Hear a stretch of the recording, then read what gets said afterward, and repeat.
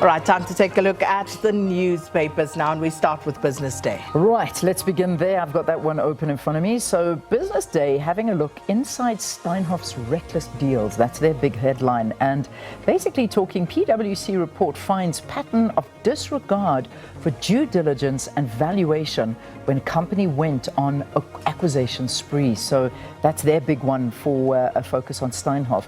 The photograph that they've got there this morning is taking the gap migrants wait to be transported by Border Patrol agents after crossing into the U.S. This was near Seetan in Arizona. Families passed through a gap in the border wall hours before Donald Trump was inaugurated. And they've got more on that story in the newspaper.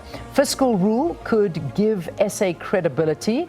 60% debt ceiling suggested by the IMF, which is in line with South Africa's peers, and 75.5% the percentage of GDP that the Treasury projects public debt will stabilize at in 2025-2026. Those are the numbers that they are highlighting that are mentioned in that particular article. Also, pilot power project to go to market. Or a third of children don't finish school. MTN Nigeria gets 50% tariff hike, and farmers suffer as talks over the release of land drags on. That's the Business Day. Right, let's move to The Star. The Star's lead story this morning, criminal cases opened against McPherson. One criminal charge laid already yesterday and one more to follow from the EFF Secretary General. So the story goes, EFF Secretary General Marshall Dlamini will today open a criminal case against the Minister of Public Works and Infrastructure, Dean McPherson. Now, yesterday, the NGO Right to Justice Chair, Sipesihle Jele, opened a case against McPherson at the Hillbrow Police Station in Johannesburg following an investigation by The Star last week, which revealed that McPherson allegedly sent IDT staff member Lynette Barnes an email pressuring her to facilitate a payment to a contractor. So that's a developing story there. And then this one, mother's TikTok video on Afrikaans school placement sparks national support.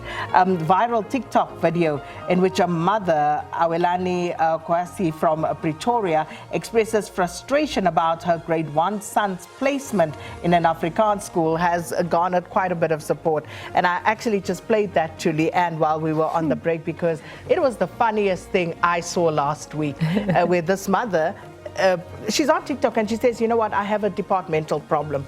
I'm sitting on a departmental problem. That's how she starts. Yeah. And then she explains how her child, who's English speaking, was placed in an Afrikaans school. It's the only school that they had placement for. Everything is in Afrikaans except English, which is in English.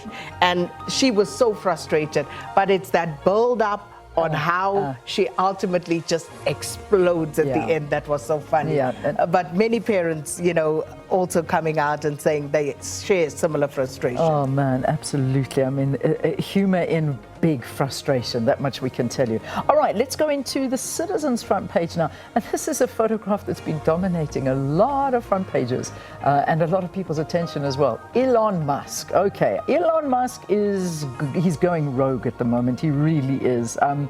And this is what people are asking. What the heck, Elon? Tesla and SpaceX CEO Elon Musk gestures during the inaugural parade inside Capital One Arena in Washington on Monday night.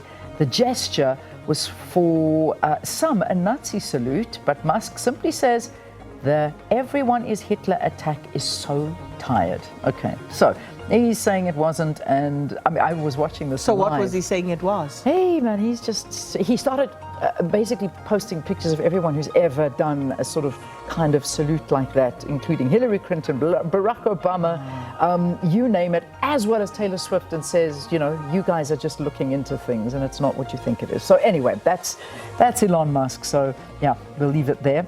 We must build more schools is what they are leading with as well here. Although there were 1.6 million more pupils in the education system in 2023 than in 2009, there were 1,000 less schools, and the Department of Education is not spending its allocated budget for new infrastructure. That's according to AfriForum CEO Kali Kriel. A failed Limpopo school merger has seen 100 pupils per classroom. Who I can want learn to see under that. those circumstances? This yeah. I want to see. Oh my goodness. And then finally in the corner, splitting atoms with Trump. And there's a big fight going on. A small town mayor in New Zealand has picked a nuclear fight with Donald Trump after the freshly sworn in president. He preys on American scientists for splitting the atom. And he says, no, you didn't. You didn't. We did. Anyway, let's leave it there. It's quite a humorous battle that's happening. All right, moving on to the Sowetan, and a picture there of celebrity blogger Musa Kaula as he appeared in the Randburg Magistrates Court yesterday to face criminal injury charges. The lead story this morning, Joburg cable theft. We're under siege in the CBD. City Power withdraws its technicians from underground work after coming under fire from armed thugs. And businesses bear the brunt of power outages after delays in restoring electricity in parts of the city centre. It's a mind-blowing story as City Power tells it. Two of these zamazamas, people are living under the city. So in the city, they don't have the overhead cable. So the cables run underground in these tunnels and people are living there, literally.